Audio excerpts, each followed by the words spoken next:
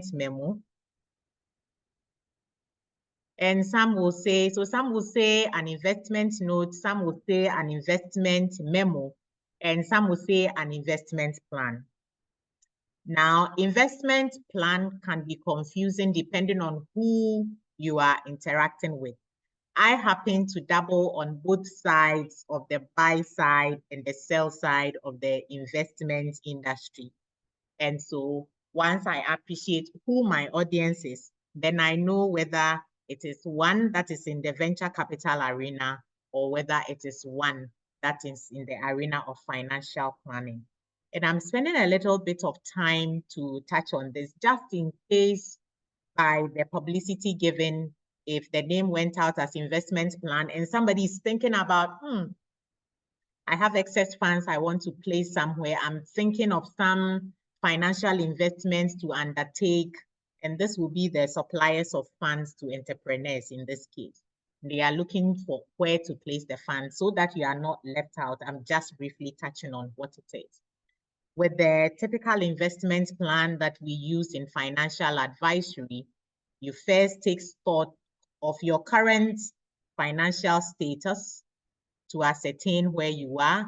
Most likely, you should have some surplus funds that you are aiming to invest, or you should have some goal that should help you to build your financial base or independence. And when you have taken stock of your status, then you are better informed to set a goal. What do you want to achieve with your finances? You want to clear off some debts that you owe. You want to accumulate a certain target amount. You want to be financially independent. Then you can decide what risks you are willing to accommodate in the pursuit of the achievement of whatever goal you have set for yourself in the second stage. So step one is an assessment of your current financial status. Step two is what goal do I want to achieve and what is the motivation? And the goals could be that you want to save money and clear a loan you have, or you want to accumulate a certain target amount by a certain date, or that you are working towards a certain target for retirement. You want to achieve financial independence.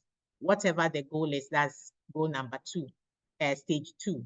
Stage three is what risks am I willing to accommodate? Because we know that as you embark on these ventures, there would be risks. How much risk are you willing to take? You look at your profile and circumstances and determine what risk will be ideal. And then stage four is where you select what investment vehicle. Is it a treasury bill? Is it investing in a venture capital? Is it investing in one of the people on this call, businesses that are seeking to raise funds? Is it buying bonds? Is it starting a business yourself that will take you to the achievement of your objective? That is step four. And step five is that you set timelines and you monitor and evaluate your progress towards the goal. And at some point in the future, you may have to start again. If there is the need, you reassess your circumstances. It's an ongoing process. You don't just finish and leave it. So hopefully this addresses the need of anybody that may have come here with a mindset of, I have surplus funds, I'm looking at my personal financial plan or some avenues for me to invest. That is how your investment plan will look like. But the substance, the meat of our meeting here is focused on businesses that are seeking to raise funds. And for businesses that are looking to raise funds, when we talk about investment plan or the investment memo, investment note, the latter two are the more common terminology that we use. We are talking about a document, and we will be looking at how the document, the characteristics and the content structuring, etc. This document is supposed to be a selling document. In this document, you are pitching, you are presenting your business. It could be a business that is already in existence.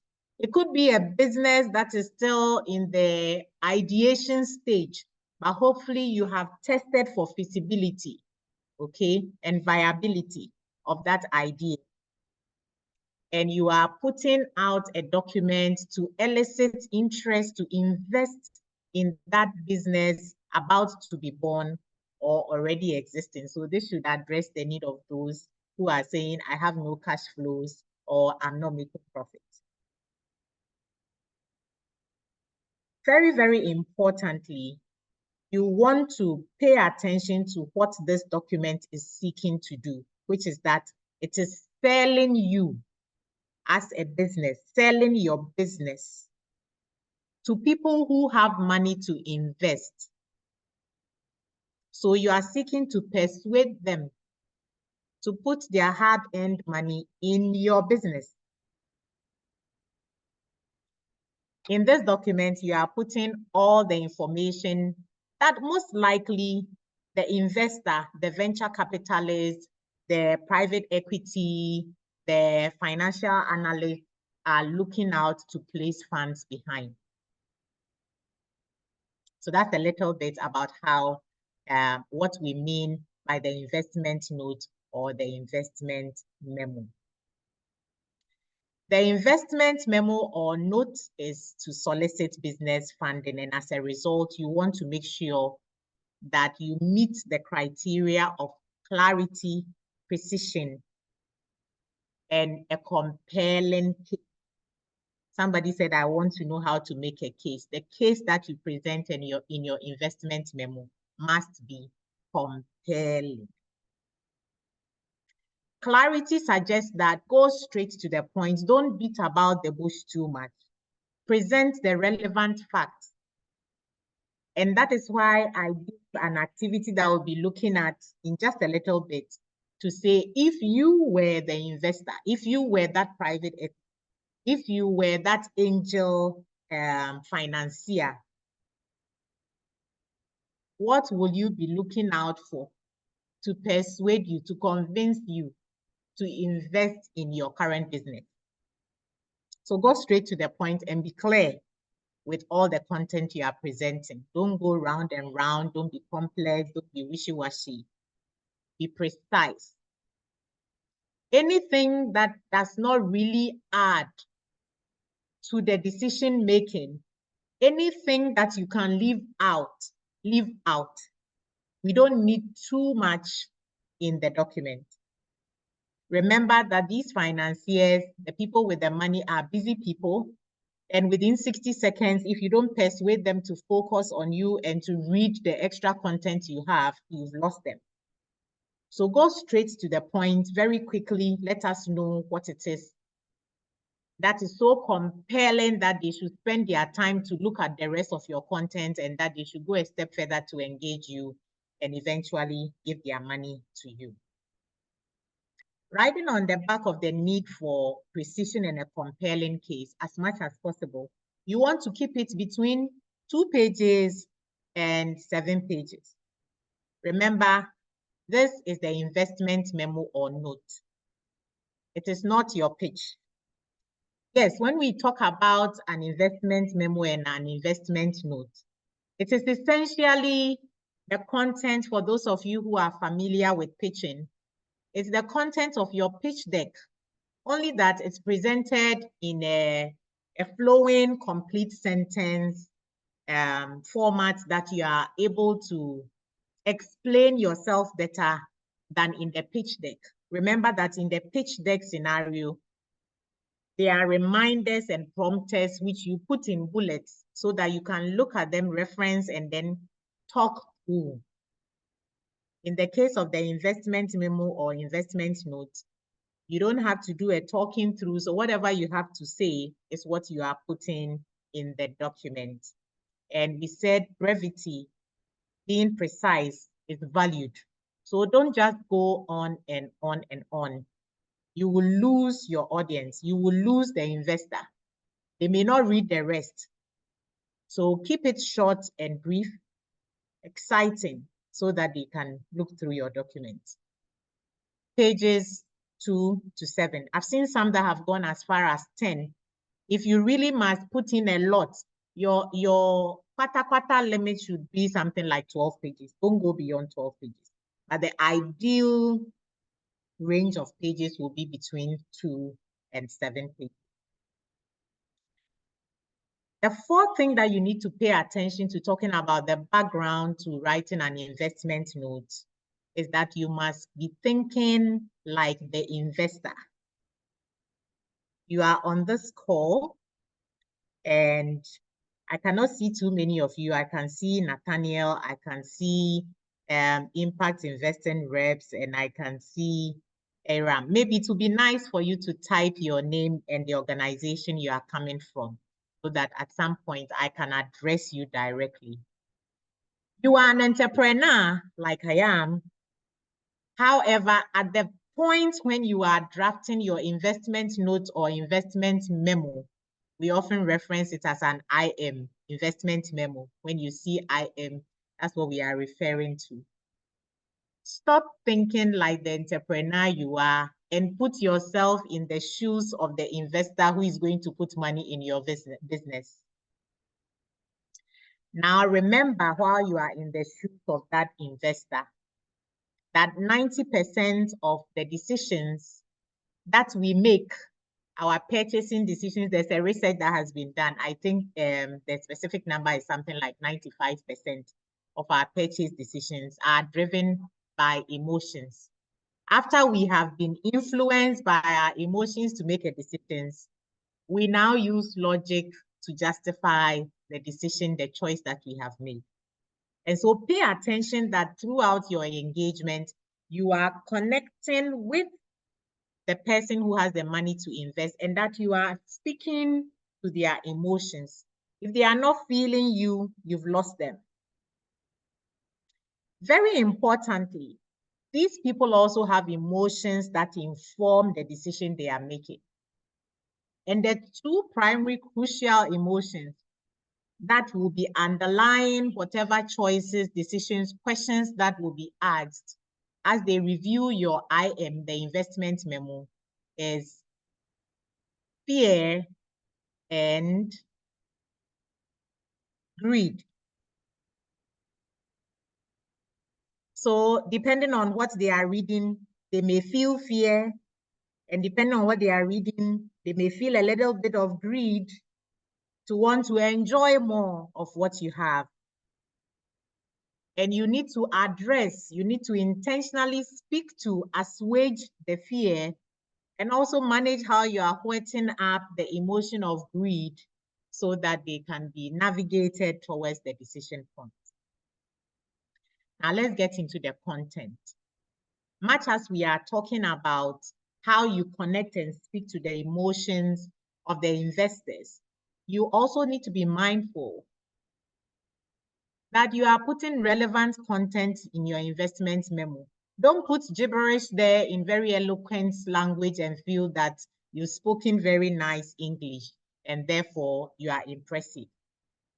Remember, you must be thinking like the way the investor is thinking and provide the needs that they may have, solutions, answers to the questions they may have, so that they will leave after reading your documents with their questions answered, with their fears managed, and with the information and insight they are looking for, adequately supplied so that they are empowered to make an informed decision. Finally, ensure that whatever content you are putting in your investment memo has been validated. In other words, don't build castles in the air, don't exaggerate, don't say things that don't exist. If you have customer affirmations, testimonials, reference them with names so that they are verifiable. I saw a hand up. I'm not sure if this was Nathaniel's hand. Nathaniel, if you had your hand up, you may kindly take the floor quickly. Hello, Doris. It was Nathaniel, but he raised his hand so I can make him a panelist. So right. Okay, that is fine. Now I want one person to tell me their response to the question, the teaser question that you received before coming into the session. Imagine that you are an investor, you are an angel investor, that you are a private equity partner and you have some money to invest. And your business, I'm sure you know all about your unique business. I don't know. When you looked at it, you are thinking about investing. What are the things that you would like to focus on? What are the things in your business that will attract you now in wearing the hat of an investor to make you invest in your business? Benjamin, do you want to speak to me, or you are working with Team Impact Investing? Oh, Benjamin, we have enabled you. Please, you can talk. Okay, so as an investor, if I want to invest in a business, I will look at the ability to pay, whether the business is doing well and will be able to pay back the money. That's what I will look at. Thank you very much. Benjamin, so that sounds like you are looking at funding that is debt funding, because you are looking at, can they pay back my money? And if you are not looking at debt funding and you are looking at equity, very long term, then you are also looking at, is the company making profits to give me dividends for us to share the profit? Alternatively, you may also be thinking, if I want to exit this business, will there be people interested in coming to take my place as shareholders in this business so I can successfully exit? Thank you for sharing that. I can see 3 more hands. Kindly unmute yourself if you wanted to share your thoughts. Yes, please. Go ahead. One Aram, I know it's not Aram, but your name is appearing as Aram.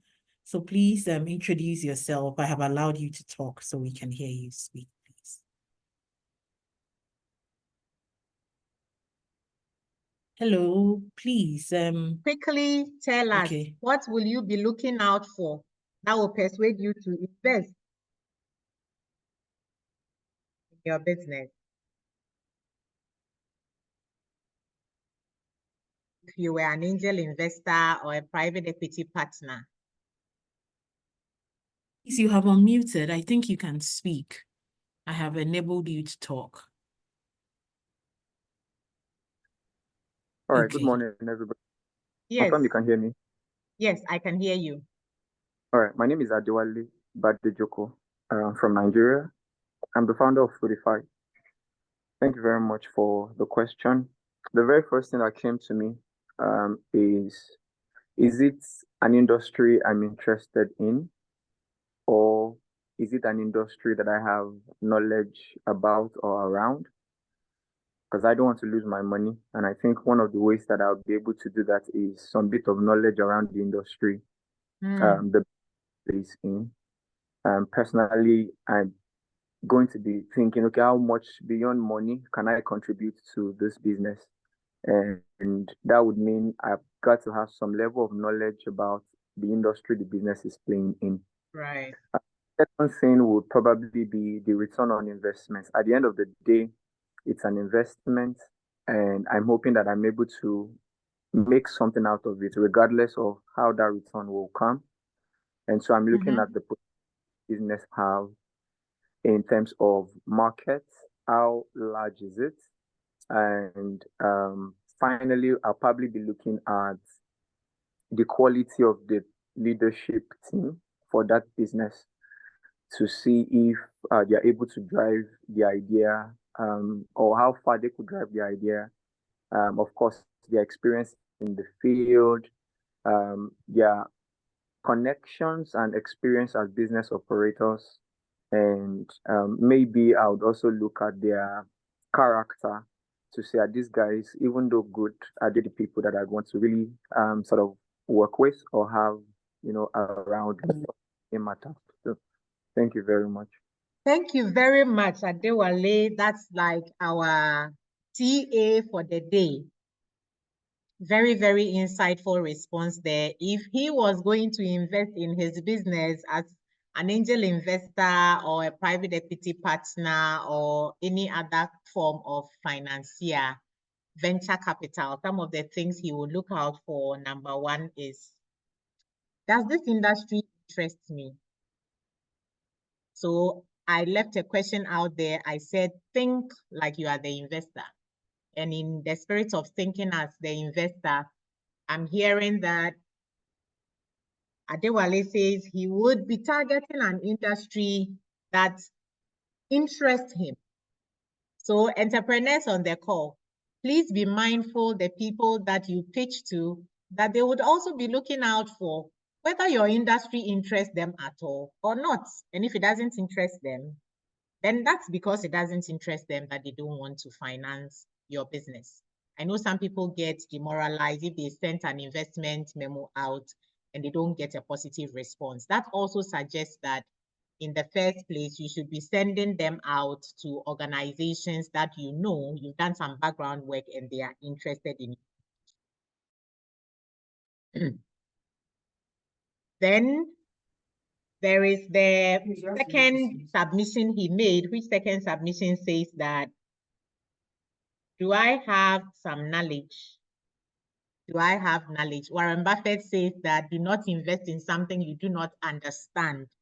In the spirit of sophisticated investors as well, there are categories of investments that we don't even open up to certain people because of the complexity. It's important that you understand fairly something you are investing in so that you can follow and contribute meaningfully.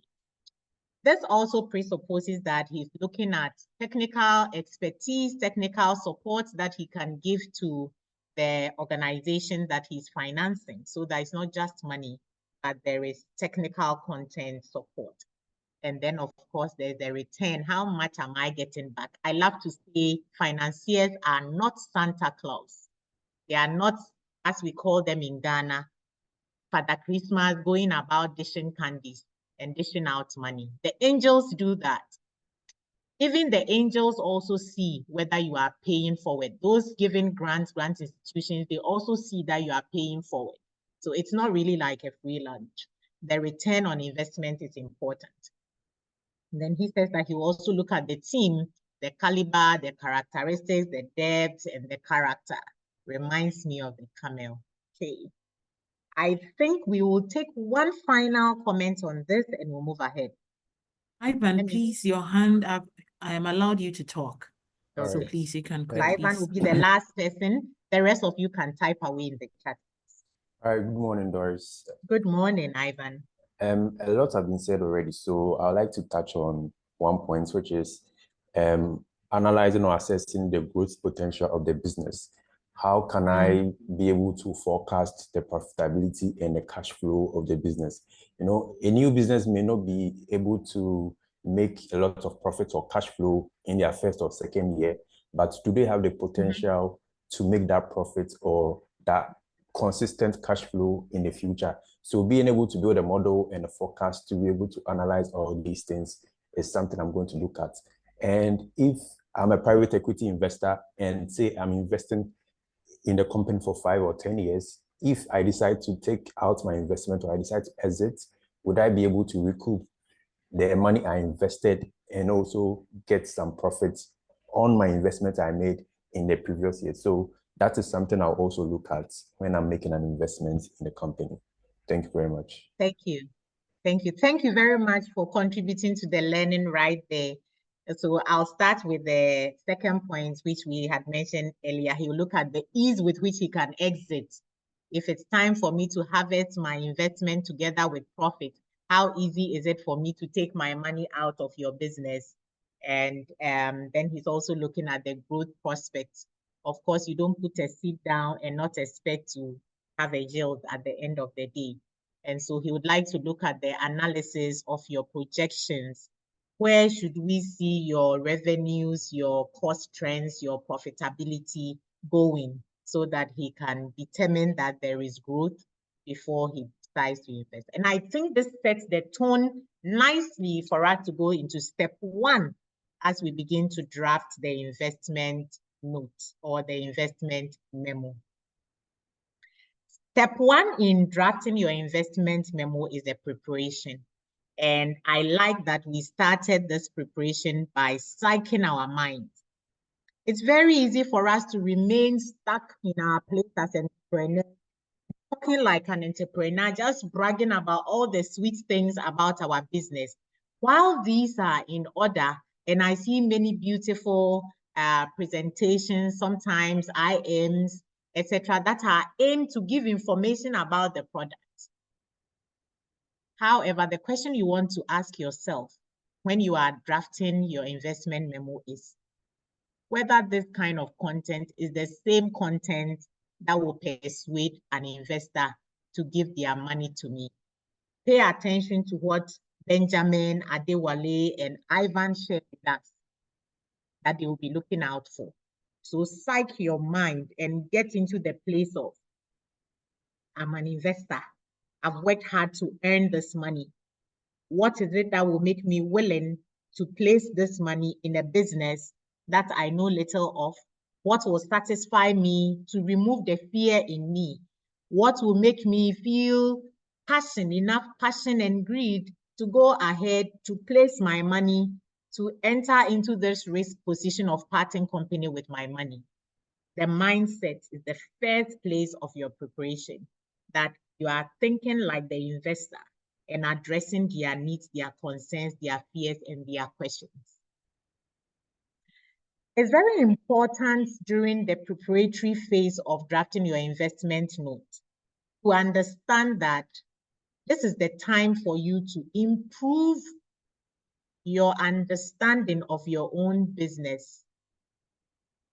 In my other life, I work with people to achieve self-awareness, which is part of emotional intelligence. Take this as the place where you deep dive. We all think that we know ourselves, but sometimes something happens that shocks us. Hey, is it really me who did this? I didn't know I'll be able to do that. Same for your business. Sometimes there are dimensions and aspects of your business that you have not touched, considered, evaluated. Preparing to draft an investment note is your opportunity to do this deep diving so that you get a deeper understanding of your business. During this time, we recommend that you have interactions with diverse people. Most of these people being actual private equity investors and partners, being angel investors, venture capitalists, and whatnot. Financiers that can put funds in your business. They may not be the ones you are already targeting, but you may have a good relationship with them or you may have access to them. Interact with them to get a sense of how they would respond to your business.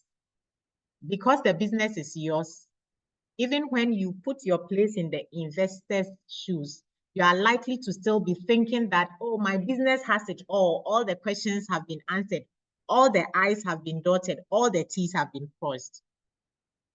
When you engage with third parties outside of your business, you tell them about your business and what you are intending to do. They may ask you questions that help you to better draft an investment note that will sell.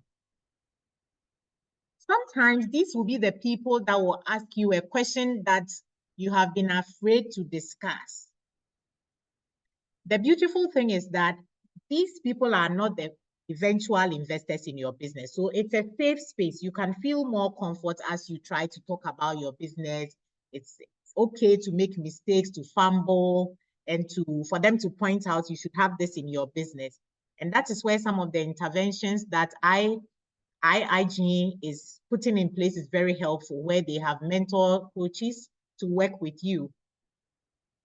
They help you to surface some of the fears, some of the issues that are thorny, sticky, and you don't want to touch. You can't avoid them if you are going to interact with a financier. And so you better get comfortable in a safe space, looking at these issues and trying to address them. The second thing you want to think about during the preparatory phase is, why am I looking to raise funds? Am I raising funds because everybody is raising funds? Am I raising funds because my friend went to raise funds and was successful? Am I going to raise funds because I have access? Am I going to raise funds because this is my life? Some people make a life of just raising funds. Oh, I tried here, let me go and try here, and they just keep trying everywhere. What is your rationale? It's important that you set a credible, impact-based rationale for going to look for funds. So put down that objective. Is it to expand your business? Is it to market? Is it to develop your prototype? Is it to improve the presentation and branding? Is it to address some leakage? Is it to take care of some breakdown? Is it to address working capital challenges that you deal with? Is it because now you want to import directly from wholesale as opposed to some retail or small scale based supplier that you've been dealing with? You should have a clear and a credible impact based, impact meaning that when the funds come into your business, it will make a difference in your business, make your business run more smoothly and potentially generate more profits. And also address your cost level. So you are going to be asking questions. You are going to note down what you are going to deliver, because nobody gives you money without expecting returns. The investors we had on the call, Ivan, Adewale, and Benjamin, were saying they'll be looking out for return on investment. So think about what you'll be able to give back in return for the investment that comes into your business. Is it a better profit margin? Is it profit distribution, which is dividends from time to time? Over what time period are you going to be able to deliver this promise? So you are thinking through and you are jotting down points, which will now go into your IM. It's also time for you to reflect as you do the interactions and you set your rationale.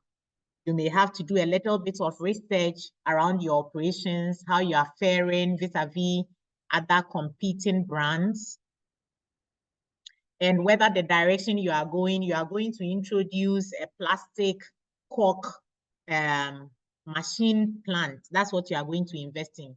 And as you do your research, you find out that there's a regulatory ban, and the companies that used to manufacture that particular equipment, they are no longer even producing that brand.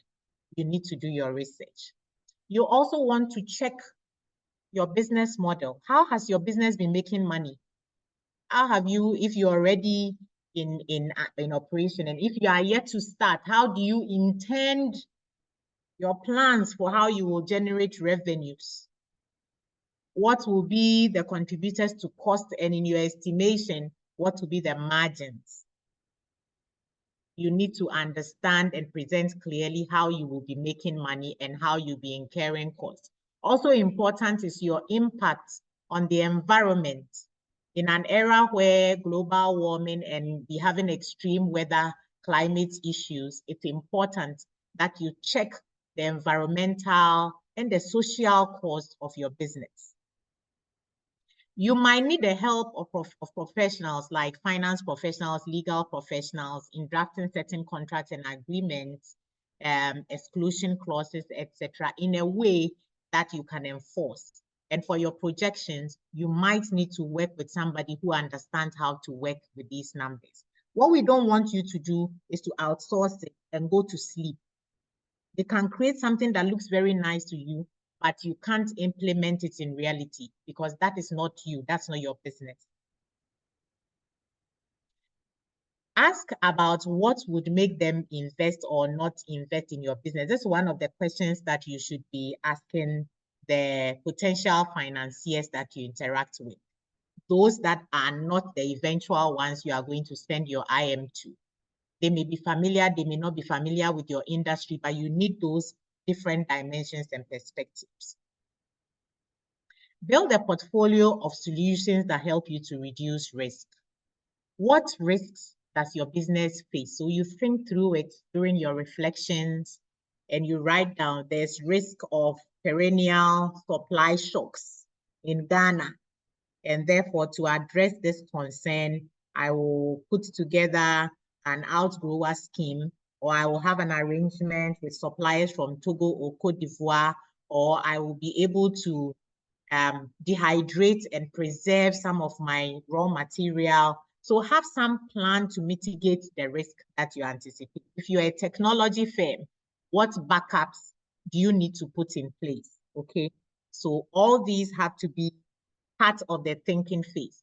In the thinking or in the preparation phase, you are thinking and you are noting down the building blocks that you will now arrange together to build your beautiful investment memo. I can see there are 2 hands up. Can we quickly take them if they want to ask a question, and then we can go on to the content where we are building step by step the different parts of the investment memo. Okay, please, I'm not sure the person's name, but it's showing as Aram. Please, you can talk. I think they raised their hand at the time of the question, but let's see. Please, you can talk. I have allowed you to speak.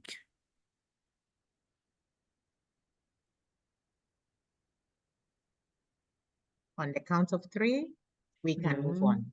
Okay. I 3, think there is also Alex. 2, and 1. Alex, do you want to speak?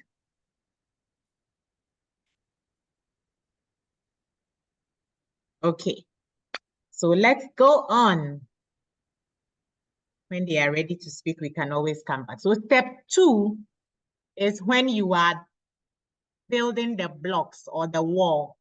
In step 1, we've looked at the preparation that needs to go into the content. You are thinking, you are engaging, you are researching, you are noting down what your rationale, etc. is.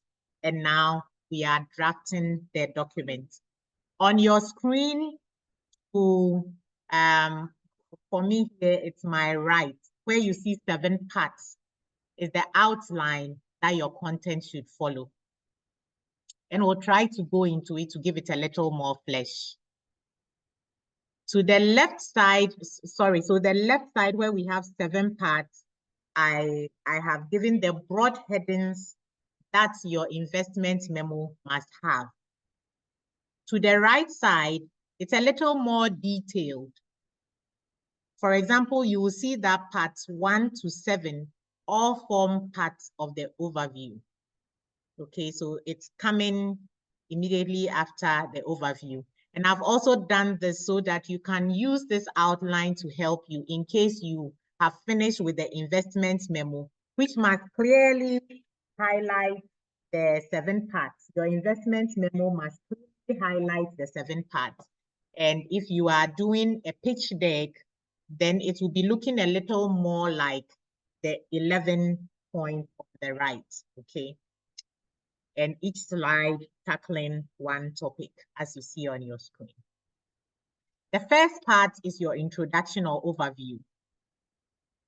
And then immediately following that, you want to put together your rationale. And in your rationale, we'll be looking at it in a little bit. The overview, you are talking generally about your business, what it is you do. And in your rationale, you are going in depth to say, I've seen a problem so and so, and I've designed a solution that addresses this problem. And this is how the features of our solution look like. And that's your product or service you render. We've tested it in the market, or we are about to test it in the market. This is the identified market niche. These are players that exist or we anticipate may be coming in, and all that is forming part of your rationale. And this is why we have come to you for funds. We think it's a brilliant idea and you should give us money. Then you go into, so that is a bit of a loaded segment. Remember the overview, you may call it an executive summary or introduction. It's a bit of a touch and go, trying to touch very lightly on everything. And so no more than a paragraph if you are looking to do 2 pages. And if you are doing something more than 2 pages, then you are looking at something like half a page maximum for your overview.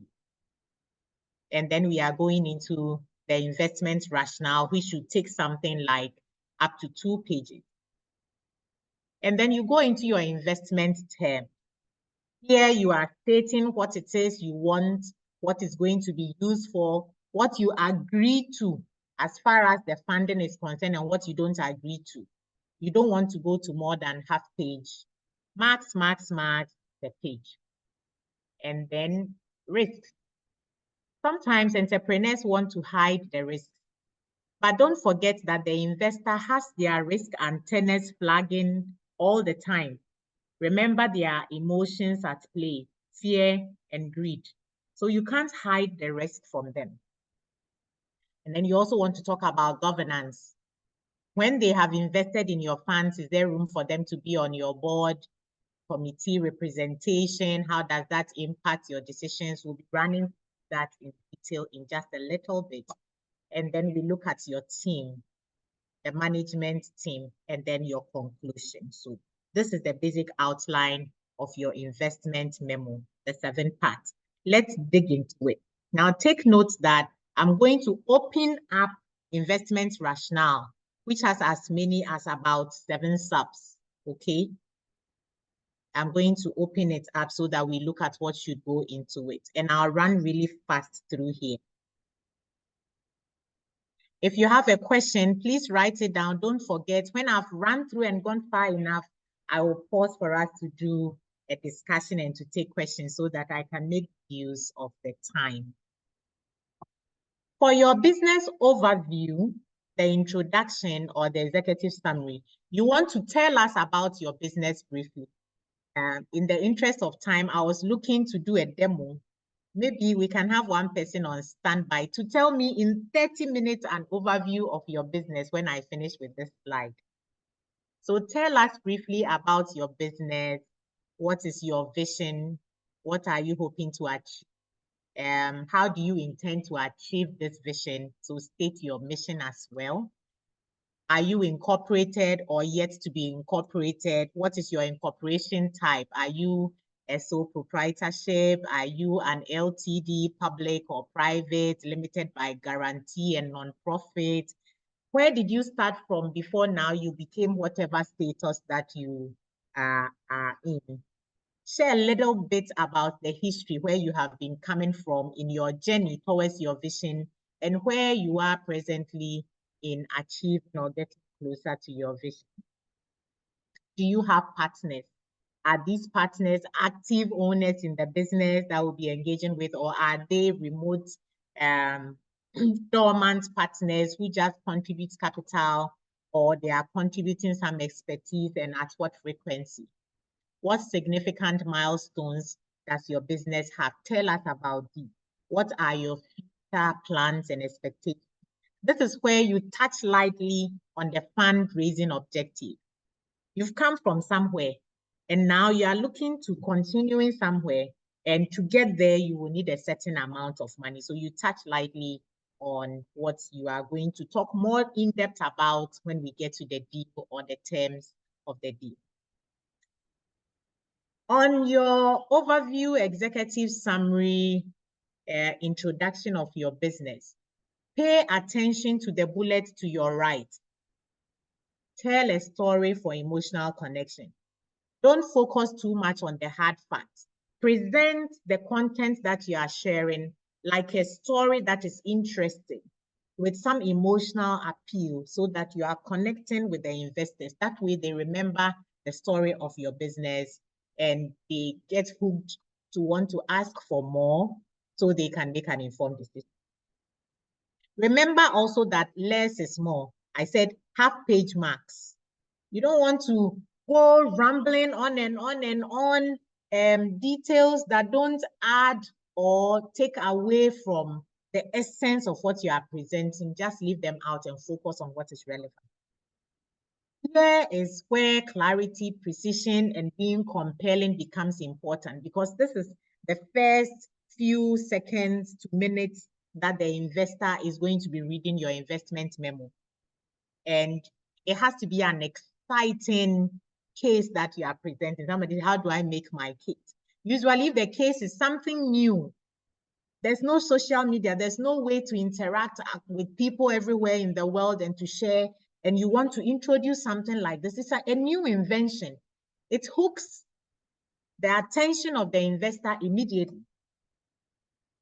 Alternatively, if this project, solution, idea, or venture is something that will make a big bang impact, difference in people's lives, has a big potential market, that can also catch the attention of your investor. So these should be touched on in the future, okay? Sustain the interest by being captivated. I've mentioned size or new innovation as a potential hooker.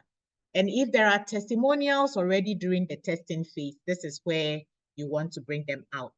Do I have a volunteer in 30 seconds to share an overview of their business? If you were, so you can use the elevator pitch approach. If you have one ready, do we have any hands? Team? Justina or Aram, do we have any hand? Yes, please. We Okay. have Alexander Luther. Okay. Hello, Alexander. Please, you can talk. Tell us about your business overview. Okay, thank you very much. My name is, I hope everybody can hear me. Yes, we can hear you. Yeah, my name In is 30 Alexander A. seconds. Go ahead. Thank you. My name is Alexander Eluta from AJ Creative Limited. Yeah, AJ Creative, we seek to provide quality vocational skills training to the unemployed youth, street children, and other vulnerable groups in manufacturing of Ghana products. Our impact enable urban infrastructure to be financially stable and also help in reducing criminal activities which must have caught by these street children. Back when I was a child, I got separated from my mom due to divorce and I have to live in the street in search for my daily life. And this led me to expose so many things which some people are affected by this kind of life.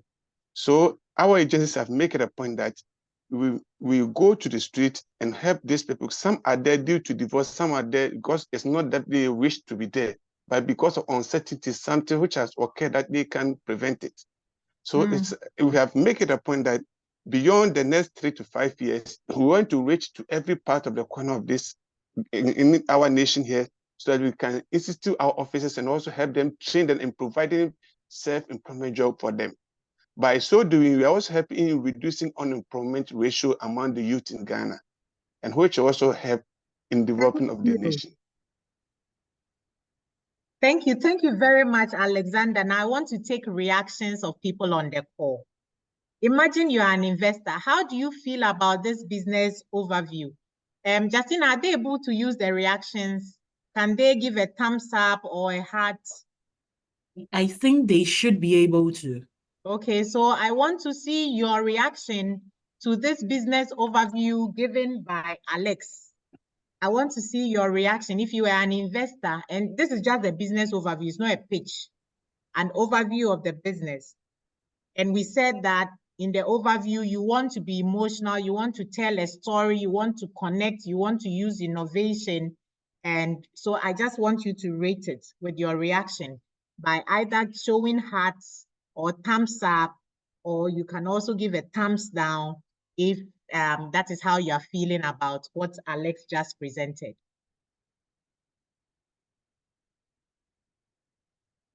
Do we have any reactions? No. Okay. Please. Yes, so I see a thumbs up. Okay. And I see a smile with lovely eyes. Okay. Someone says, Emeka says they have mixed reactions. Okay. It would be nice for you to type your mixed reactions in the chat box so we see how the mixed reaction looks like. Any Okay, others? Mr. Samuel Appleton's reaction is on point. It's on point, okay. So, well, for me, I wanted to listen and listen more. If it were not for the interest of time constraints that I must respect, I would have loved to hear more. And that's what you want to do. You want your business overview to capture the attention of your audience. There was the emotional connection coming through your own experience as a child and how this motivates you. And so, and it was told like a story. And I'm not sure if you were reading, this is your IM, so it's okay if you have it written. If you don't have it, Whilst we are on this call, I want you to already be scribbling things. And I hope that the notes will be shared. Follow it and do complete your first IM.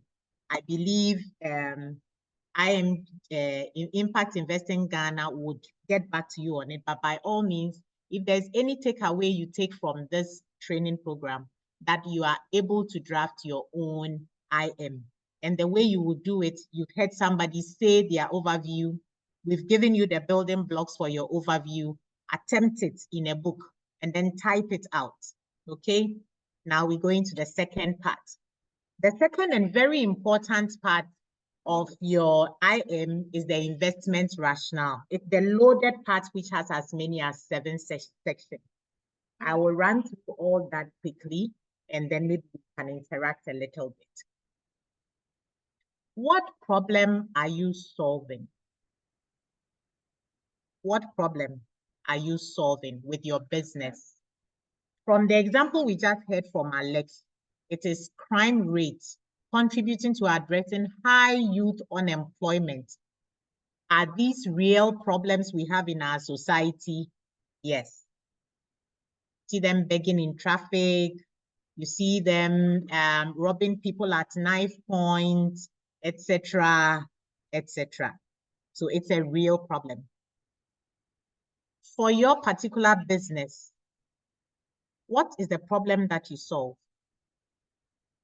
Is the problem a real problem to society, to the world, or is just a figment of your own imagination?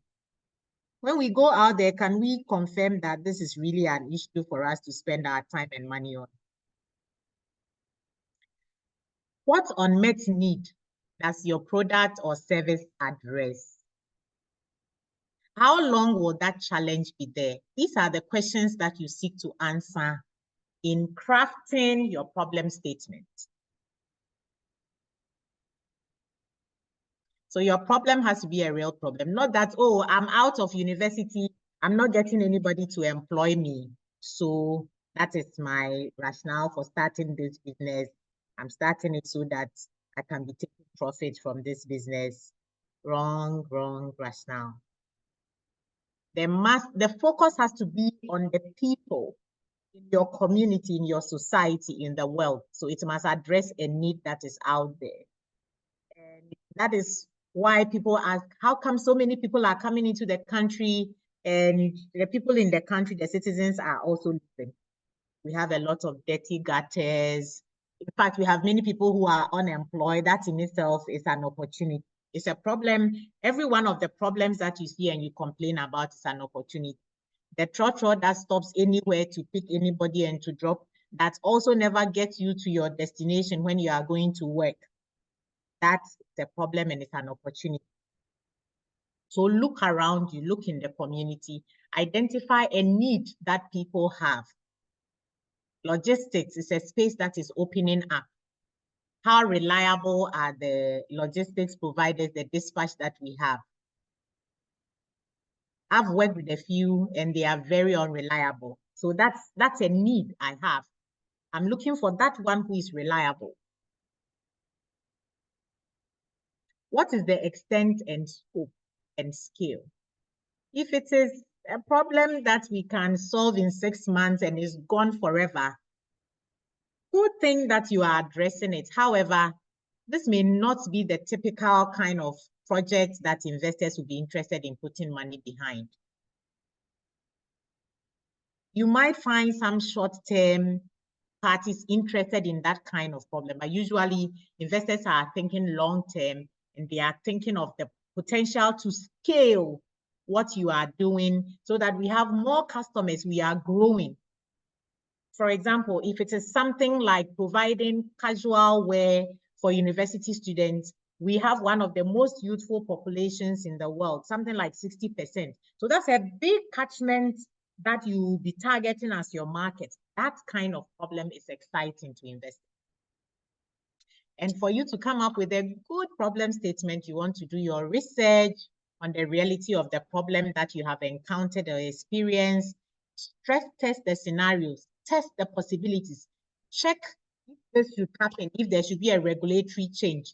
if there's a reversal in birth rate, if there is a natural disaster, how will it affect the scenario? How will it affect my problem? If there is a government project that decides to supply, how can I tag along, or how will that affect my business? Come from the point of view of the customer. So talk to more people who have, that's why I was telling you, I have a problem with dispatch, right? There's not being reliable to support me. Talk to more customers to see what their real needs are and take their point of view of how they want to be served to inform the problem that you now find a solution. Be aware of your own biases and weaknesses, where it was some little experience you had, and because it has so impacted you, it's only you. In the case of Alex, it impacted him. However, when you go into the community, it's a real problem that is there. I'll give you an example. I often hear of a certain man who built a very huge ultra-modern hospital in his village with a population size of under 100. His motivation was that there was no clinic. His mom fell sick and died. That kind of business problem solution is not a viable one. It's just so motivated by your own bias and fear. So you want to be careful. Also be sure that whatever you are presenting as your problem statement is a credible one. Okay, trust is of the essence. So don't go and tell lies about the problem that you are seeking to address. That's what I'm basically saying. Then we come to value proposition, which is how you intend to address the problem. There are questions here for you as well to create what goes into the content. And one of the first questions you should ask yourself is, how am I going to address this problem? How do I intend to solve it?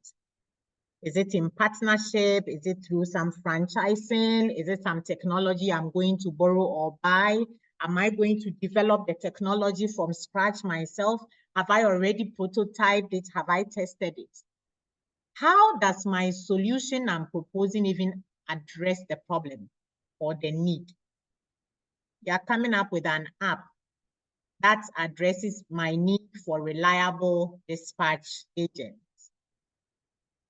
Once I go on there and I have selected, how do you make sure on the other side that the dispatch I ordered is reliable? Some selection criteria that you put in, some KPIs you give them, service level agreements, make this clear through your value proposition. How does the solution appeal to customers to part with money? Am I willing to pay to sign up to this app? Do I think it's expensive? Do I say I have a YAM phone and therefore you have excluded me from accessing this solution which I very much need? What is the value that you are creating for customers? And to what extent can this solution be scaled for more people to sign on to enjoy this solution you've created? How do I connect and align with this solution you've come up with? Somebody says everywhere you go, and they add some yellow colors, so you like to be everywhere you go or something like that. And for you to craft a good value proposition, you want to make sure you are creative, you are being original, not just copying and pasting, that you are paying attention to the customer insights and feedback that they are giving to you. And that's why you don't just sit in your bedroom, create it, and the next thing we know, you are engaging with Deal Summit to try to say, I want to pitch. You need to test it. They can be family members, they can be friends, people in your network. Let them give you feedback. Test it out. Don't just create it in your bedroom and the next thing you know, you are bringing it for investors to put money in. Credibility, again, is very crucial. Now we go into the core product. What are the features of the solution that you have created? Take note, in your value proposition, which is typically a one-liner, you are going to explain it by answering the questions that I shared with you. Take the solution from the perspective of your customers. I like to use rice cooker designer. The name of the product is rice cooker. Your value proposition may go something like, I provide an avenue for convenient and free, time-sensitive cooking. I didn't say I use it to cook rice. Now, the reason why I made this value proposition this way is that if you go and talk to people, the customers, the users of rice cookers, some are using it to prepare soup, some are using it to cook beans, some are using it to boil poto. So if you pitch it as a solution, value proposition, and you say it cooks rice, you have limited yourself. Maybe when you were creating it, that's what you had in mind. But you put it out there, you go and check with the customers, and the customers are telling you, that is what I even use to fry my fish, to do my beans. Some may even be using it for banku. There are interesting things people are using rice cooker to do. So now present your value proposition from the perspective of your customer, not as you envisioned it. The features of the product, describe them as you talk about the core products. So it is a pot that sits in an electronic case. You can put water in it. It is spill-proof. It has a lid. And you can talk about the points of attraction that makes your customers like it. Is it quality, safety, some health benefits? Is sustainable and friendly to the environment or to the society? What kind of affordability when it comes to pricing dynamics are we looking at? How do people feel about it? Will people just brag about it? This is their bragging rights that they use your kind of rice cooker, or that they use your kind of social service solution. It's important that if you have tested it in the market, you are also able to share here how the market is responding to you. They don't have to be people that buy to use your service or products. So in the preparatory phase, you should have gathered this intelligence, which you now present. This is how the market is currently engaging with us. When we opened up for free signing and testing up, we had 100 people already jumping on it, which led to the system crashing. And we have since fixed that bug. What were your customers saying? Capture some of these and share as you talk about your product. You need creativity. You need to have been listening to your customers to talk well about your product or service. The customer insight and feedback is important here. Likewise, your testimonial. There is also room for you to exaggerate and to tell lies. But without mentioning words, pardon my language, this is not the place. Investors always have their fear antennas and greed antennas up, and they've been doing this also so they can read in between the lines and catch you. You don't want that. Investment rationale, we are looking at your market share now. Many people like to come from, oh, it is a 1 trillion market size, and we are looking here. My recommendation and what a lot of investors prefer you do is that you are coming from the bottom up. Currently, we are selling 100,000 Ghana cedis for the year. We anticipate that next year we will be doubling it, or we will grow by 50%. When we have additional funding, we will be able to even triple this. That's how we want you to talk about the market share. We are going into these partnerships and alliances. We are further innovating here, and that innovation should lead to a growth in our market share in the next 3 to 5 years. We expect that we would have captured 5% of the entire market. What are the key revenue drivers? So you should be able to itemize. Now, you may have seen something I shared with you in one of the case studies. This is the point where you see some people bringing up all manner of things that are contributing something like a pin to the revenue. Focus on the key revenue drivers. It may be one with a backup. You don't have to split it down to all the avenues through which you derive revenue. So it is palm oil you are producing. You have the farm. And when you have extracted the palm oil, the kernel is also able to produce kernel oil. This is good enough. You may be getting something from the chaff. You may be getting something from the shell. You may be getting palm wine tappers that will fell the tree and produce palm wine from it. Those may not be that significant. So focus on the key revenue drivers and also what is driving your cost. How sustainable are your key revenue drivers? You need to tell us when you are talking about your market share. So it's all about you and where your money is coming from and the measures you are putting in place to help you to be able to generate additional significant revenue drivers and to make it sustainable over the long haul, that the income streams, the revenue streams keep flowing. How do you now compare with the industry? So after talking about yourself, that's when you begin to talk about the estimated size of the industry and how you compare the industry.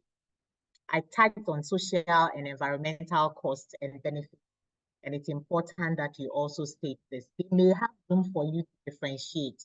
We know that the Gen Zs, particularly, may patronize you because of the environmental benefits that you are creating from your products. If you are working with a consultant, let me emphasize here again that you don't just give it to them and they go and sit somewhere and cook it for you and you come to present to your potential investors. No, you will not be able to speak to the content in there. So if you are working with professionals, work closely, feed them with the information and let them capture it the way you intend it to be captured, just superimposing their professionalism on it. Then we go to the competition. We want you to touch on quickly who they are. The reason is that if you don't know your competitors, you may be in for a shock. Now, we sometimes have people who present IM saying that they have no competitors. Please, we don't believe you as investors. So don't tell us those stories that you don't have competitors. In my career, I have engaged with management of Fan Milk Ghana Limited, which was saying that Coca-Cola was their key competitor. The reason they say this is that in the afternoon, when people are sweaty and thirsty, they may grab a can of Coke or they may buy yogurt. So don't say you don't have a competitor. What is their relative size? So we want to say that, okay, in my category, there's company A and B who do similar things, but this is how I differ from these companies. What are they introducing and what are you also introducing to counter whatever they are bringing so that you can remain ahead, regardless of the innovation and the introductions they bring? What are opportunities that there might be for even you to work with your competitors? Yes, competition is not enmity. Sometimes you can collaborate. During the COVID, I've seen people having their supplies from China delayed, and because they have amicable collaboration with their competitors, they are able to pick from this one and sell to their customers so they don't lose their customers. Competition is not necessarily a bad or a negative thing. So don't start your business thinking, as for me, I just want to do something that nobody is doing so I can write to investors, I don't have competition. No, that's not the basis for investing per se. It's how you handle and harness the opportunities and threats in the competition that investors are looking at. And now the elephant in the room, financials. So what you see on your screen is just something I created. Try to make it look as real as possible. But what I want you to focus on is the fact that you can see 2021 to 2023, there's no F behind them. And the remaining years have an, I think in the submission of Ivan, he mentioned the importance of forecasting. So we want you to not only, assuming you are in operation, your investment memo should not only touch on the actuals and then you don't tell us what the future is going to look like. sometimes this is where you need to work with consultants to support you to do credible projection. And as much as possible, we may not be interested in every line item. Sometimes the investors are faced with an Excel file with very small entries because you squeeze in a table. There are key line items that are important, and these will include what you see on your screen. You want to see the revenue, you want to see your cost of goods sold, and then we want to see how much gross profit you are making. We want to see your operations costs. You don't even have to break them one. This is rent, this is utility, this is, just lump them up together, your operations costs. Have the breakdown somewhere, but in your investment memo, we don't need all that, so that the table is legible. And I want to see how much assets you are operating with, how much debt there might be in your business if you're already operating. Please don't skip financials. It's an important part.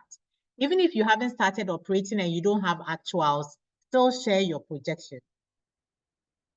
Now, what you need to take note of as an entrepreneur who is going to draft a credible investment memo are on the left of your screen. As much as possible, make sure that you are producing numbers that are credible. Some people think, oh, if my numbers are small, they may not regard me, they may not think I'm serious. So even though I've started now on a small basis and my numbers are small, let me, no. Financial inclusion also makes you think about the important discipline of keeping records. Some of us, we are operating, but we don't keep, or we postpone it and procrastinate until we've forgotten what the actual figures are. Then we end up cooking up numbers. And when we cook them up, sometimes they don't make sense. A lot of times they don't make sense. And when we analyze them, we can see the gaps and inconsistencies, and that's where we begin to lose trust in the numbers. So please develop that habit of keeping records. It requires some discipline, but it pays off eventually. What funding will aid us to break even? Remember, I said that in your projections, we want to see what impact the new funds you are raising is going to bring into your business, and it should show in your numbers. So the FF numbers should show how it will look like, assuming that you got the money you are looking for. Those are forward-looking numbers. We also want to know whether you'll be raising funds in phases. Now that my business is small and I'm used to handling this small size of money, I am comfortable to start with a loan facility or equity injection or private equity or a grant of 50,000 Ghana cedis. In a year's time, I would be in a position and I'll be happy to raise another round. Let us know as you talk about your financial and as they may reflect in your projection. Okay, I've touched on the key lines that we want to see. We also want to see how much capital is in your business and how much of that capital is your own. I've noticed that sometimes entrepreneurs have understated their capital, and the reason they have understated the capital is because, number one, they have been working in the business, but they don't pay themselves salary. If you were working elsewhere, there will be a certain monthly salary that you command. Even if your business is too small now to pay you that salary, it is what you should record and aggregate as part of your sweat equity. In the future, when the business has stabilized and has grown to a certain point, you should be able to either pay it if you were deferring it, but if you capitalized it, then it should contribute to what the business is worth today. It's not only the money that has come in that you should value as part of the business, but those hours that you spent and which you would have paid money for, which money you haven't paid for, also can be capitalized, okay, as part of your sweat equity. That way, when somebody is bringing cash, they don't just come today and their contribution is wiping away all your shareholding, your stake in the business. Now take note, if you are going to ask for any amount of funding, the financiers are checking how much money have you successfully managed in the past. So if you are used to handling tens of thousands, don't suddenly come and be asking for 1 million. It will collapse your business. So look at how much is in the business, engage what is reasonable to bring on board, and grow steadily and organically. We also want to see how much of your own skin is in the game. You want us to bring 1 million. Meanwhile, your own investment in the business is just 100,000. Why is that? Okay, so please prove that this business is worth your own money. Then we are convinced that we can also put in our money. I have in small fonts here Eric Pale, and he's of Founders Collective. He says that you should always have a 30-second commercial of your startup. And that's a bit like what Alex was trying to do. And in addition to that, answer the question, why is only 20% of my business worth $10 million? Answer that question. And the question is informed by if you are raising capital right now and somebody asks you, what percentage of your business will you give? What stake will you give to me in exchange for the money you are asking?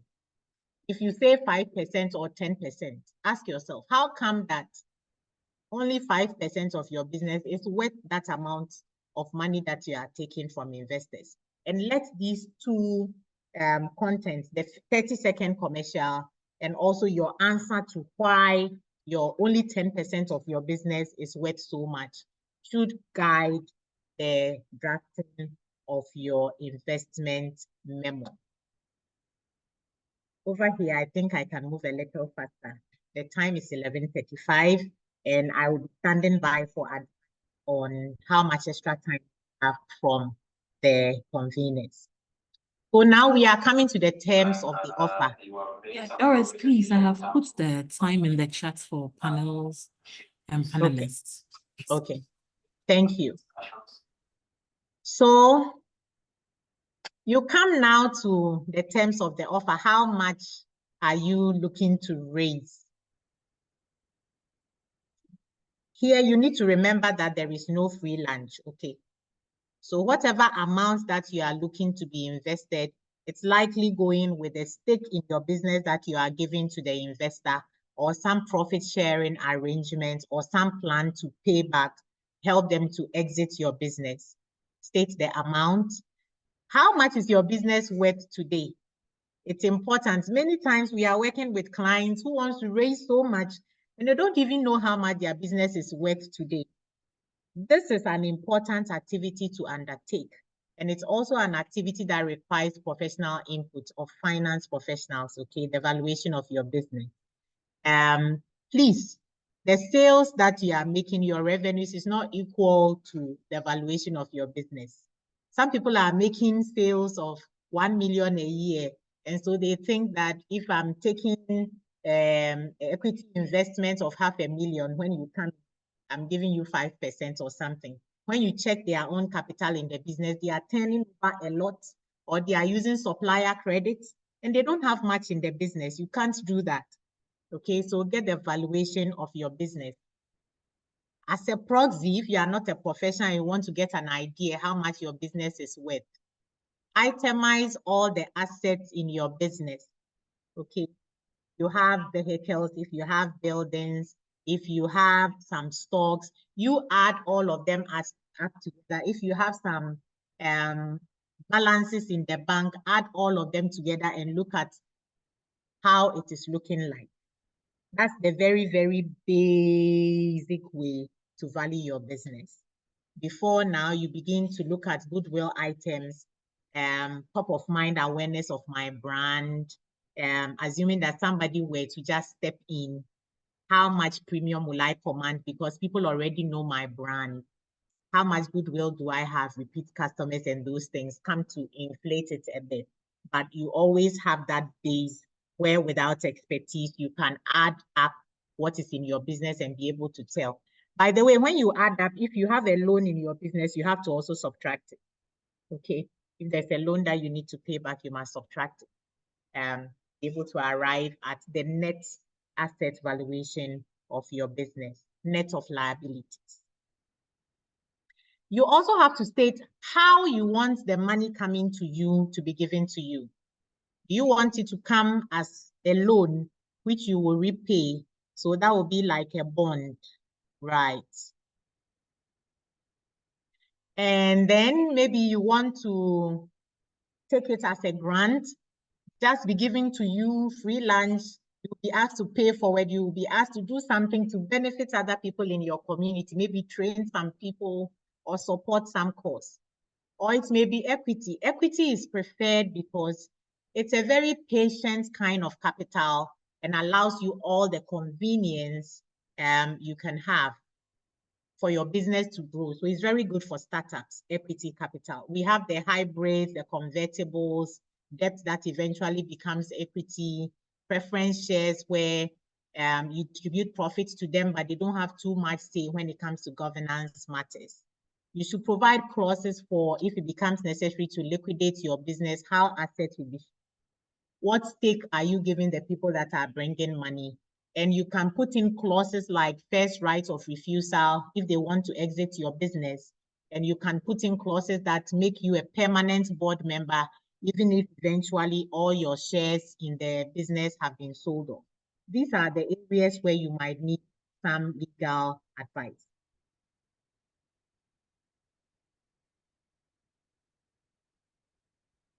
Then we come to governance.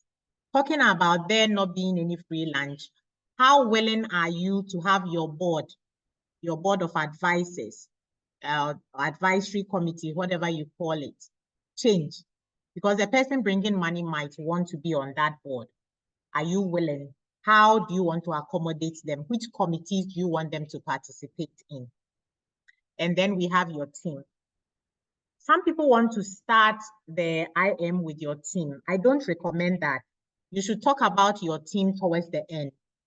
And you see, it's not just blabbing on about your team members. We want to see what is unique and special about your team members, and therefore the reason why we should be excited to put money behind them and support them. So talk about unique expertise they have that nobody has. This one is a genius. This one is a Nobel prize winner. They invented eggs. This one. So talk about those unique things, capabilities, which makes your business unique. The depth of experience, years, diversity in the skill sets, the exposures they have to cultures, etc. Talk about these, about the team. So it's not a boring, this person has a degree here. Zero in on persuading the investor that there's something unique about this team member, about that team member, and therefore you should come on board with that. We also want to be careful of key man risk. Some businesses, when they present the case, you see that the whole business is about one person. What happens if something happens to that one person?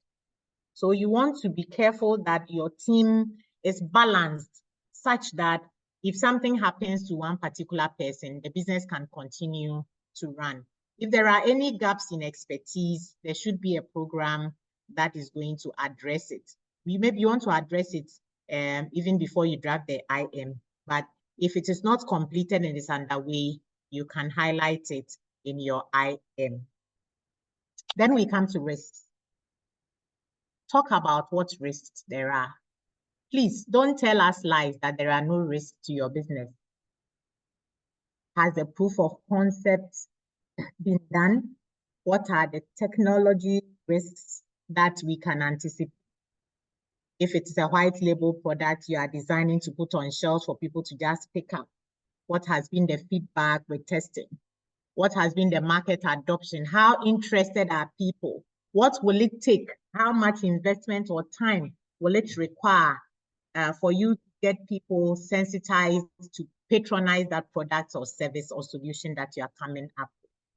What are the dangers that may arise when we try to scale up? Management. I've already talked about key man risk, expertise gaps, mistakes. The business environment. What risks are there when it comes to cost? We have a very high inflation environment. Cost of doing business just keeps in all manner of taxes are coming in every other day. What are the geopolitical risks that should be factored in? Don't be quiet. Don't think you are hiding, you are fooling, all right? This is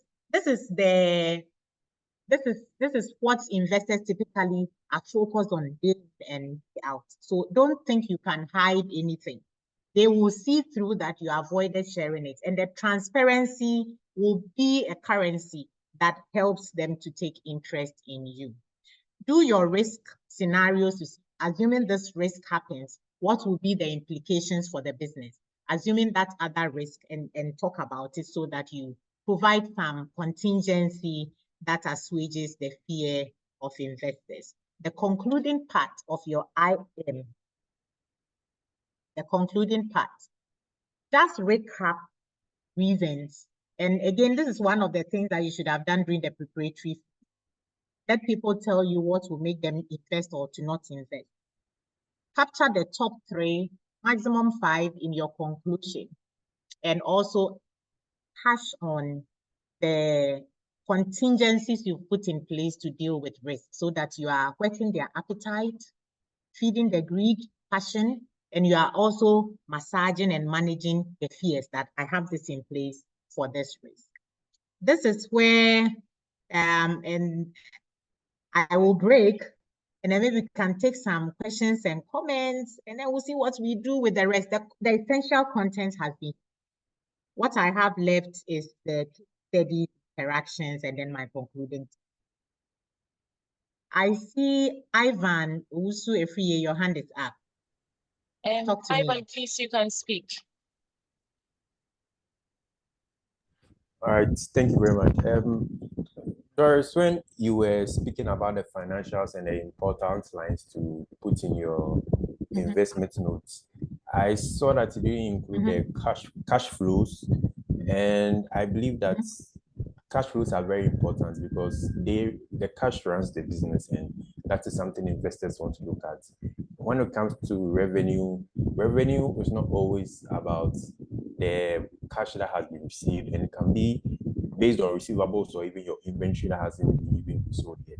And so I was wondering why cash flow or your cash flow wasn't part of the important lines in the financials. Thank you. Thank you very much. You see that I focused on 2 of the statements. I focused on income statement and the balance sheet. Cash flow writes or underscores both statements. And what we are interested in as investors, it's important. We want to know whether your cash flows are positive or negative. That's all we want to know. So we want to know that your cash flows are positive, and it's enough that you tell us that this is how our cash flow position is looking like without necessarily sharing all the entries. Is that okay?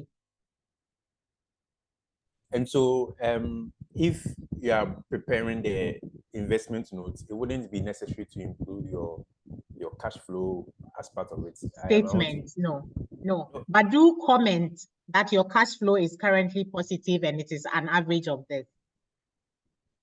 It may be that your cash flow is constrained, and that is why you are even raising the capital.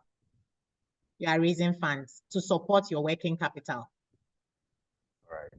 So the key driver for the decision is that you are able to generate revenue, and then we just want to know whether your cash flows are positive or negative, net. Okay. So your net cash flows wouldn't be necessary to include in your financials you submit to the investors. You can include a liner. You can include the liner on the table that states it, or you may capture it in text.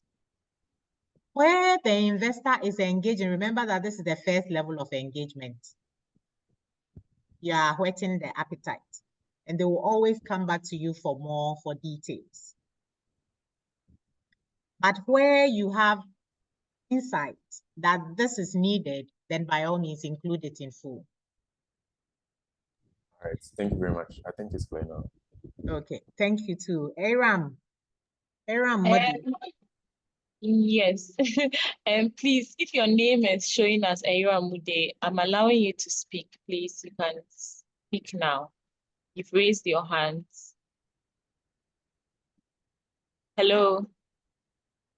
Hi, please. My name is not okay. My name is I don't know why. Aaron is- I apologize. I think there is a malfunction.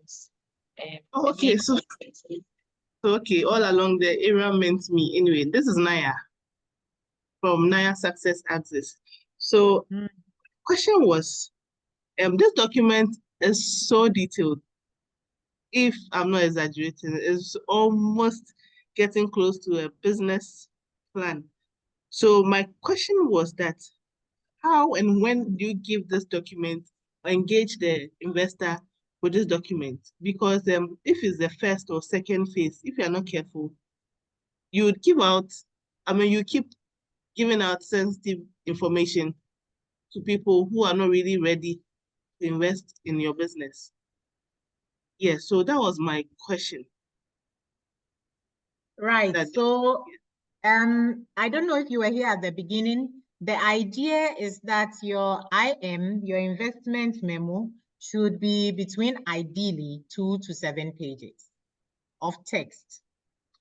Because I'm explaining to you, I'm taking time and I'm using words and you are seeing slides, but you need the understanding so that you can craft it. And there are various sections, and I have recommended part 1, for example, should not be more than a paragraph or a half page. Part 2 should not be more than a page or 2, where you are going towards 7, okay?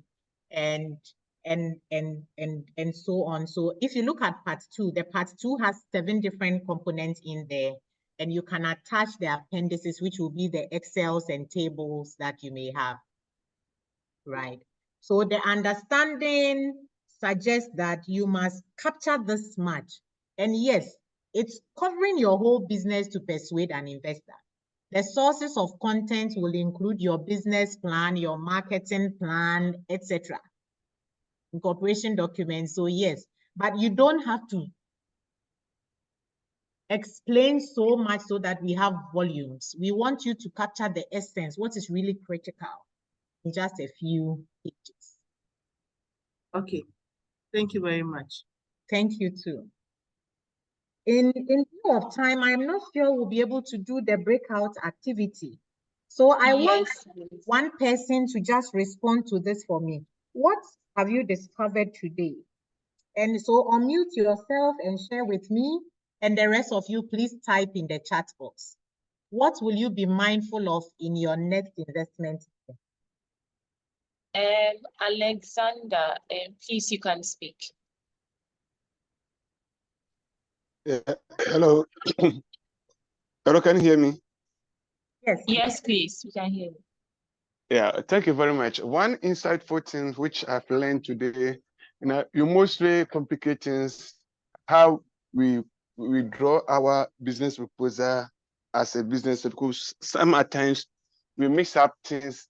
When we are supposed to submit a business plan, we think the financial aspect is already in, so we don't mostly draw our attention to it, and we think that covers everything well.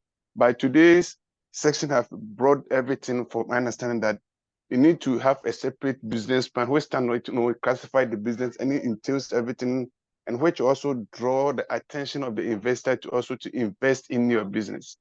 So that's what I like to say today. I've learned a lot and I'm going to also implement into my business. Okay. Thank you very much for sharing that, Alex. And this particular document, which is bringing all manner of things together, we call it the investment memo, or the investment plan, or the investment note. It is superior to the business plan. Some content from the business plan will go into the investment memo. Your marketing plan aspect will find its way there, and many other things find their way in the investment memo. Thank you. So I hope you prepare one and have it handy. You usually need to have an investment memo prepared. It is the tool that helps you to put together a good investment pitch. If you start straight away to draft an investment page, you will be fine, but you may struggle.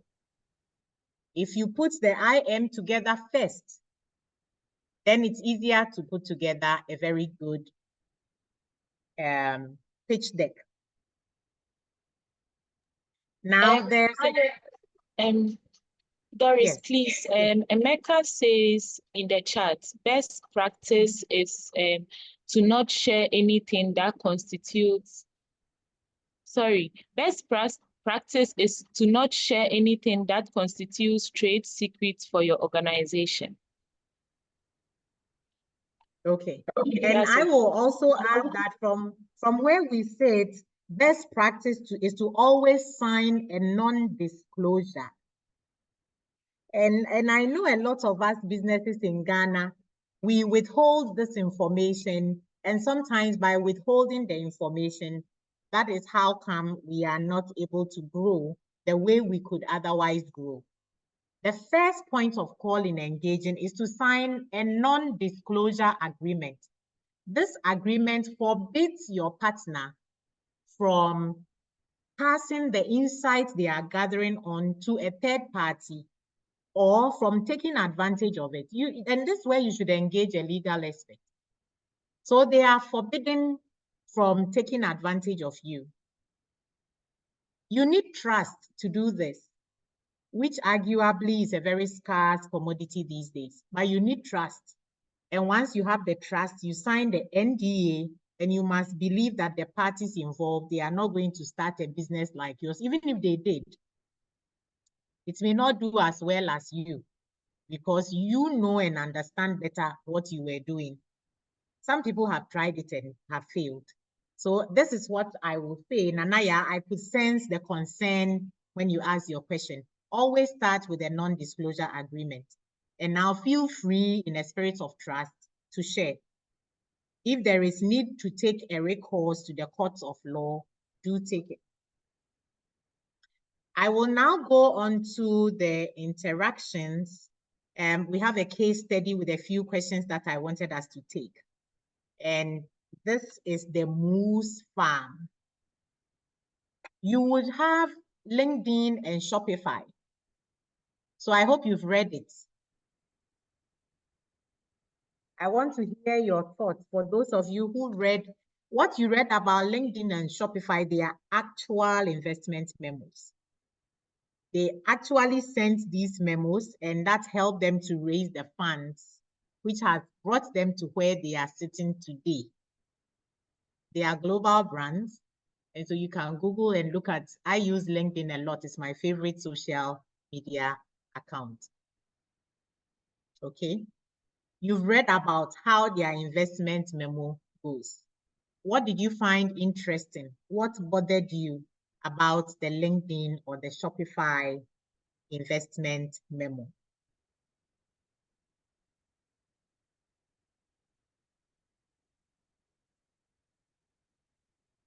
Any hands up? No, please, not yet. Please raise your hand so I can unmute you and you can contribute to the session. What did you find interesting? What did resonate with you? What did you discover when you read the LinkedIn or the Shopify? They are with you and you can always reference back to it. They are real investment memos that have been used to successfully raise money.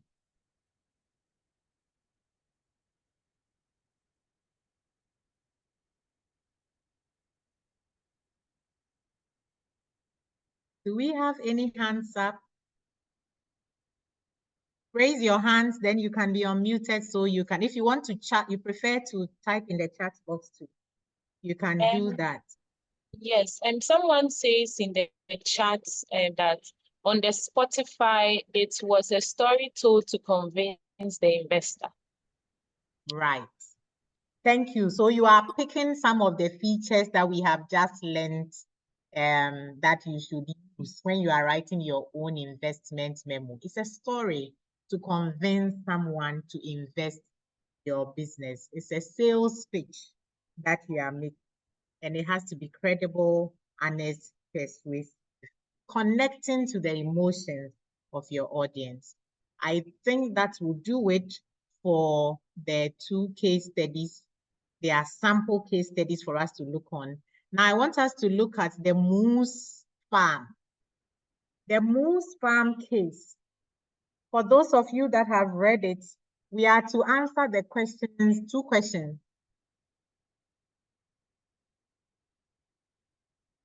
Aram, if you have access to it, can you help me with my questions? What did you find interesting about the Moose Farm case compared to what you see in LinkedIn and Shopify? Will you invest in it or will you not invest?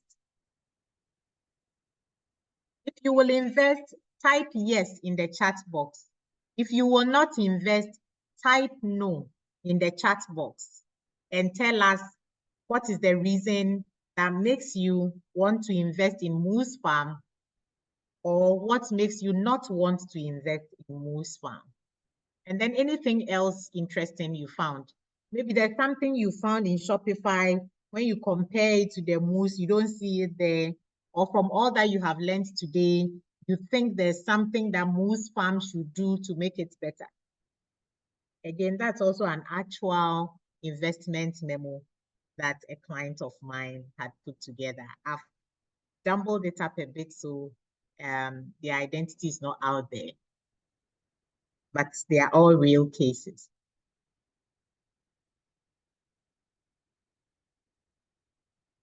Aaron, please confirm if we have any responses, comments, feedback in the chat box.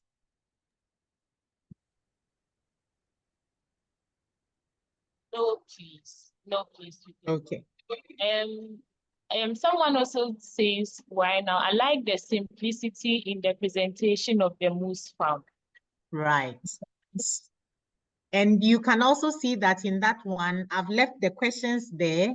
So the questions will guide you. It's a trick. When you are presenting it, when you are submitting your investment memo, you don't have to send it with the questions, okay? I left the questions there so that in case you want to follow it to mimic it, you know what you are, content you are presenting under what. Thank you very much. And will you invest in Moose Farm? Keep it simple is very, very important. Keep your investment memo simple, straight to the point. Will you invest or will you not invest? Ivan, please, when you are given the floor, go ahead. So I would invest in Moose Farm. Okay, the main what reason is the reason? I'll mention one reason why I would, because they have a lot of, they have the money they want to raise. They have already invested that similarly such an amount in the business. So the founder of the business has a substantial amount invested in the business. So assessing other funds that are going to be similarly to what they have in the business wouldn't crash the business eventually. They are not asking for an excess amount of money that they don't have or they haven't already invested in the business. So I think that, as I said, the business owner has his money invested and is not asking for so much. And I think that I would invest in Moose Farm. Thank you. Thank you very much, Ivan. I agree with you. They are saying, I've invested so much, match me up. It's not out of this world. And the interesting thing is that sometimes investors will look at your ask and say that, oh, even though you ask for 5,000, we can double it for you. It's better that way than to ask something that looks ridiculous and then they cut it all the way half and you end up with something that doesn't work for you.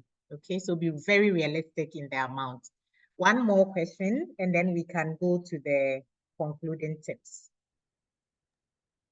I think Adewale's hand is up. Please, you can speak, Adewale.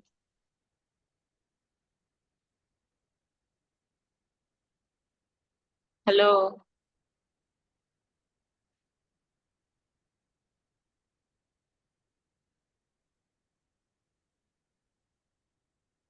Hello, Adewale. Yes, and please, you're unmuted. Please speak. Thank you very much. I love the way you pronounce my name. You got it very, very right. Um, Thank you very much for the opportunity. First, before my comment on Moose Farm, I'm not sure if I'll have the opportunity to speak again on the call, but I really just want to express my sincere appreciation and gratitude to Impact Investment GH, but more particularly to the presenter today. I've enjoyed listening to you, and I think you struck a chord with me very early on in your presentation. For what is not my first investment readiness program that I've attended, and of course not the very first from Impact Investment Ghana.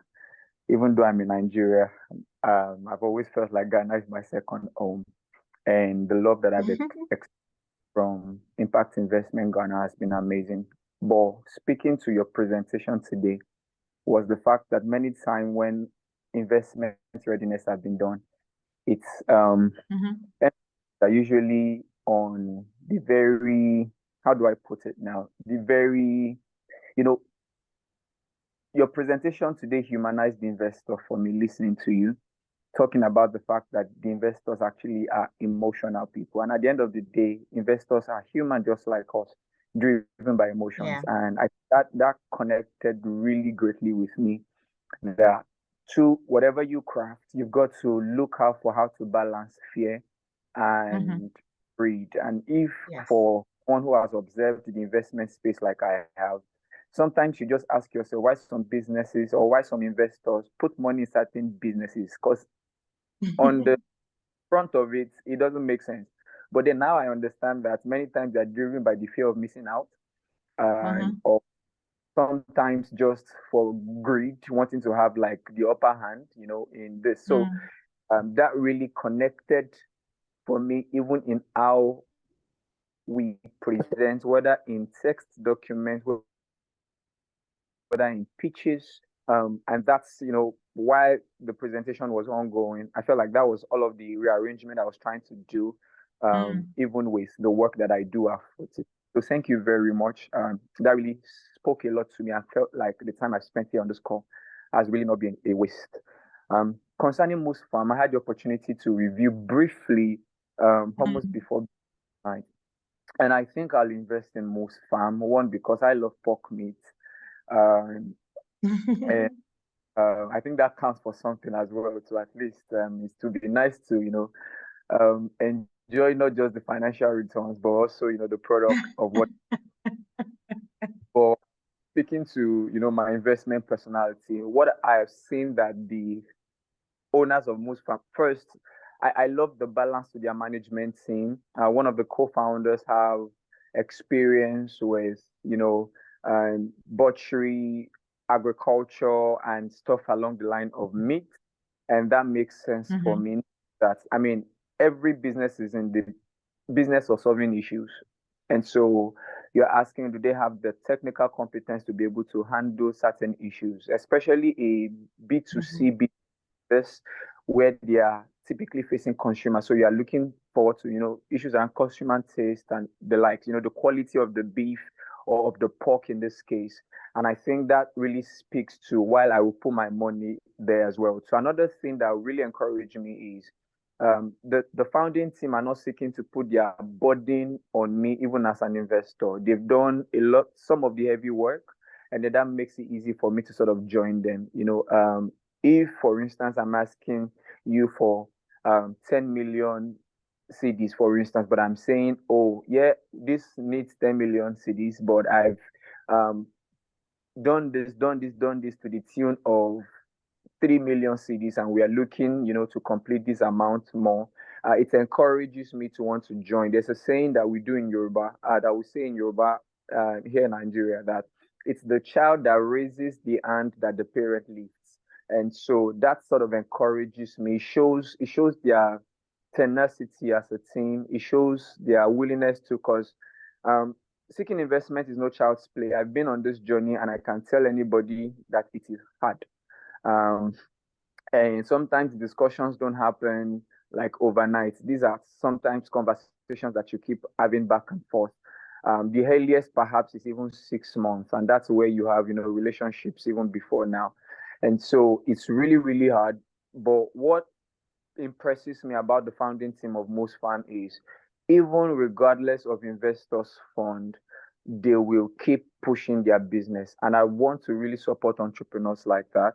I also think the industry is really, really, I love the niche of that market. One, there's a lot of shortage in terms of beef production and all the and this can be, a whole lot of products can come out of that, segment that are not looking at. It could speak of, many other things along the line of their revenue stream beyond just the meat. It's merchandise that could come up from, their brand. It's a whole lot. And I think I'd really like to be part of their investment, their business journey, and then watch them grow to success. Thank you very much.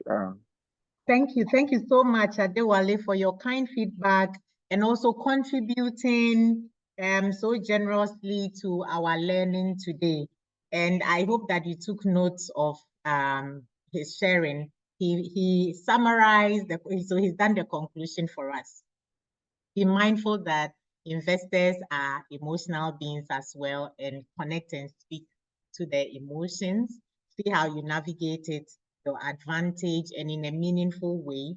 And then he also touched on he said he only skimmed through, but what he has said, if he had done in-depth reading, and he says he loves the products of the company, so he will invest in it. During annual general meeting, at least they will serve some pork and he'll get to taste them. But more importantly, he's happy that this business is asking to be supported to such an extent that they themselves have invested in the business. They have a unique niche they are focused on, and on their management team, they have a balance of expertise. Very, very importantly, he emphasized the fact that there are people with expertise in the field that they serve, which is butchery, raw meat, processing, quality issues. There has to be somebody with an agric background. And sometimes I see that we are missing this in the businesses that people sometimes venture in. You don't have to have the expertise yourself, but you can hire that expertise on board. So if you go into food business and you don't have the expertise, hire somebody on your team who has the competency in that area. If it is tech, get somebody who has that expertise or train. We don't want to see a team where nobody has expertise in the area of focus of the business that you are presenting. It makes us lose confidence in your business. Thank you all so very much. To conclude this conversation,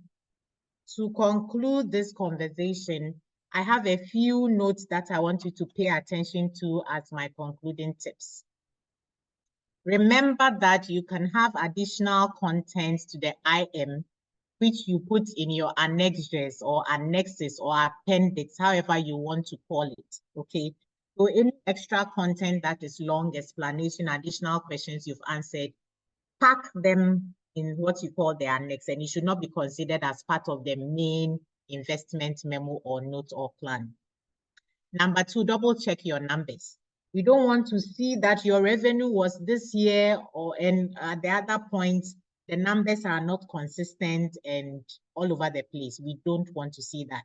It makes investors lose credibility quickly in your numbers. So make sure you've double checked, cross-checked, triple checked your numbers and they are consistent. Don't present your content anyhow. Today, my slides have been presented in all block fonts. Please don't submit your IM all in caps. Format it very nicely.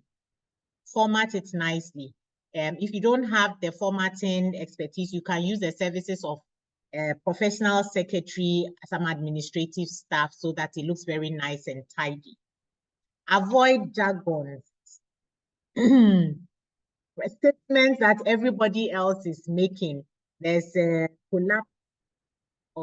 collapse of what? I think our brother made reference to high unemployment rate. Put the figure there.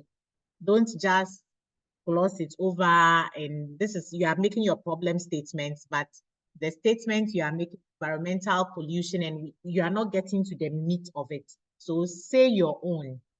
Avoid jargons. Say your own. Be specific. Be data-driven. Speak to possible objections in honesty.